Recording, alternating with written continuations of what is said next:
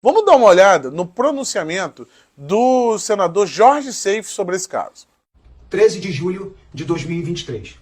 Carta endereçada ao presidente do Senado Federal e do Congresso Nacional, senador Rodrigo Pacheco. Senhor presidente, assisti atento à sua manifestação acerca da polêmica frase do ministro Luiz Roberto Barroso. Entendo que todos nós, independente de cargo ou posição pública, estamos sujeitos a falhas, erros, deslizes. Afinal, somos tão humanos como os demais. No entanto, senhor presidente, cabe destacar que, revendo outras manifestações do mesmo ministro, inclusive uma de suas falas no último dia 5 de julho, entendo que foram reiteradas frases que nos traduzem seu raciocínio e sua posição. Para rememorar, no dia 8 de junho de 21, no estado de Roraima, o ministro diz que eleições não se ganham, se tomam. E apesar de ter desmentido e dito que foi falado, editado fora de contexto, a preocupação do ministro Barroso, se a gravação tinha áudio ou não, confirma que não foi um mal entendido ou mesmo uma brincadeira. Já em 15 de novembro de 22, presidente Rodrigo Pacheco, nos Estados Unidos da América, o ministro Barroso se dirige a um cidadão brasileiro que o indagava sobre o código-fonte das urnas eletrônicas e ele, Barroso, afirma ao cidadão: perdeu, mané, não amola. E no dia 30 do mesmo mês de novembro, numa entrevista a uma emissora de TV, afirmou: eu lamento, mas não me arrependo. Palavras do ministro Barroso. No último 5 de julho, agora, há poucos dias atrás, e vejam a gravidade dessa frase. Em Porto Alegre, numa palestra, ele disse: o Poder Judiciário no Brasil, após a Constituição de 88, viveu e vive um vertiginoso processo de ascensão institucional. Deixou de ser, já há um tempo, um departamento técnico especializado. Passou a ser um poder político na vida do brasileiro. E prosseguiu: houve mudança na natureza, no papel, na visibilidade e nas expectativas que existe em relação ao Poder Judiciário. O senhor concorda com isso? Por fim, senhor presidente Rodrigo Pacheco, na data de ontem, 12 de julho, disse num evento político da União Nacional dos Estudantes em Brasília: nós derrotamos a censura, nós derrotamos a tortura, nós derrotamos o bolsonarismo para permitir a democracia e a manifestação livre de todas as pessoas, afirmou o magistrado. Não é isso que temos visto com a nossa imprensa. Consulte os jornalistas. Assistindo hoje, presidente Rodrigo Pacheco, sua manifestação no Senado Federal, que já te parabenizo, fiquei feliz com a manifestação do senhor. O senhor diz o seguinte: a arena política se resolve com manifestações políticas e com a ação política dos sujeitos políticos.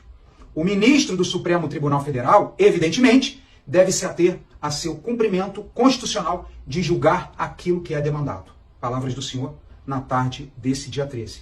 E aqui, presidente Rodrigo Pacheco, destaco o fim das suas conclusões. A presença do ministro num evento político com uma fala de natureza política é algo que reputo infeliz, inadequado, inoportuno e que espero por parte do ministro Barroso é uma reflexão sobre isso. Eventualmente, uma retratação do alto de sua cadeira de ministro do Supremo Tribunal Federal. Presidente Pacheco, suas palavras afirmam exatamente o meu entendimento, que o ministro fez uma fala política. E observando a Lei 1079, de 10 de abril de 1950, em seu artigo 39, que trata os crimes de responsabilidade de ministro da Suprema Corte, afirmo: o ministro Barroso violou nesse e nos demais episódios os incisos 3º e 5º do artigo 39 dessa lei. O inciso 3º, presidente Pacheco, diz o seguinte: exercer atividade político-partidária é vedado aos magistrados. Bem como o inciso 5º, que veda proceder de modo incompatível com honra, dignidade e decoro de suas funções. Poderia citar também, presidente Pacheco, que o ministro Barroso violou o inciso 3º em sua intervenção na véspera da votação na Câmara dos Deputados, no dia 9 de junho de 21, que aquela casa, a Câmara, discutia o voto impresso. O senhor lembra? Entendo que as atribuições do Senado Federal têm sido benevolentes e demasiadamente compreensivo, não só com o ministro Barroso. Parte da sociedade, senhor presidente, entende que a benevolência e a compreensão do Senado Federal já se transformou em omissão e prevaricação. Condutas que a nós, enquanto senadores da República, é vedada. Já comuniquei, senhor presidente, a outros colegas do Senado a minha decisão de impetrar com esse documento e vários senadores subscreverão esse meu pedido.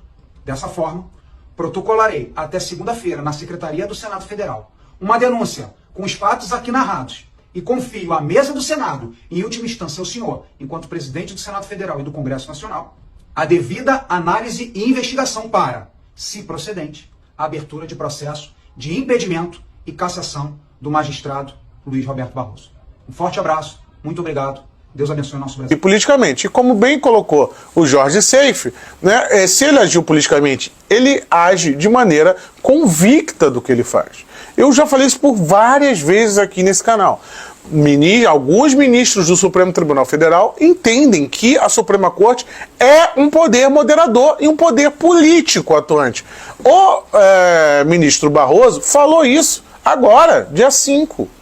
Então não é nenhuma novidade. Ele está falando, ele está discursando na UNE algo no qual ele tem convicção. E se ele tem convicção que essa é a sua posição como membro da Suprema Corte, ele está desviando a sua função. E aí é um crime de responsabilidade, né? Aí deveria sim ser julgado pelo Senado.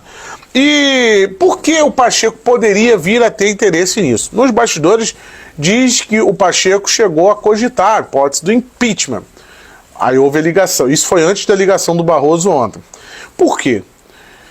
Há uma pressão do PT para a indicação do Flávio Dino, e também concordada pelo Alexandre de Moraes e pelo Gilmar Mendes, do Flávio Dino no Supremo Tribunal Federal na vaga da Rosa Weber. Só que quem quer essa vaga também? Rodrigo Pacheco.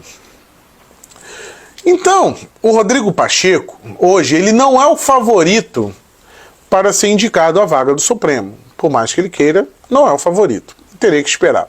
Mas, se vagar, né, um cargo de ministro do Supremo através de um processo de impeachment, o próprio Pacheco poderia ser agraciado com essa indicação.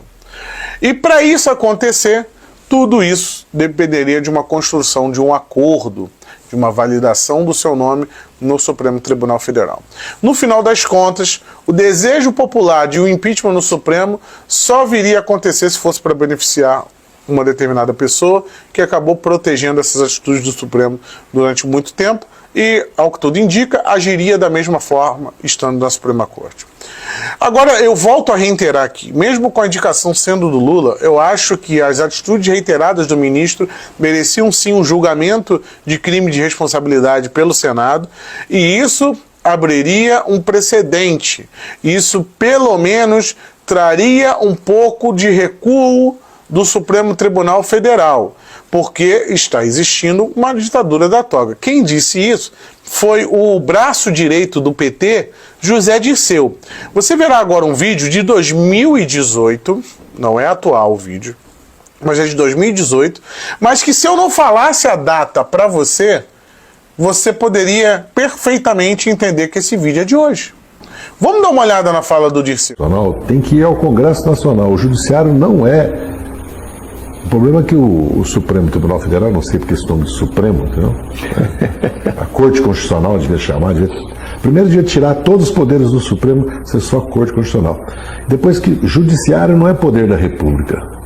A nossa Constituição estabeleceu 3 poderes. Só existe 2 poderes eleitos que têm soberania popular: o Legislativo e o Executivo. O Judiciário é um órgão que tem que ter autonomia, independência. Agora, o Ministério Público no Brasil se transformou num 4º poder, fora o poder que a imprensa tem. Então fica uma democracia maculada, no mínimo, e caminhando para o autoritarismo. É evidente que está caminhando, porque se o Judiciário assume poderes do Legislativo e do Executivo abertamente, porque quando o ministro do Supremo Tribunal Federal aboga para si mudar um decreto presidencial sobre indulto que é de exclusiva competência e discricionária do presidente, nós estamos caminhando para uma ditadura da toga. Mas nunca se fala em corrupção no Judiciário. Não tem toga suja. É só toga limpa.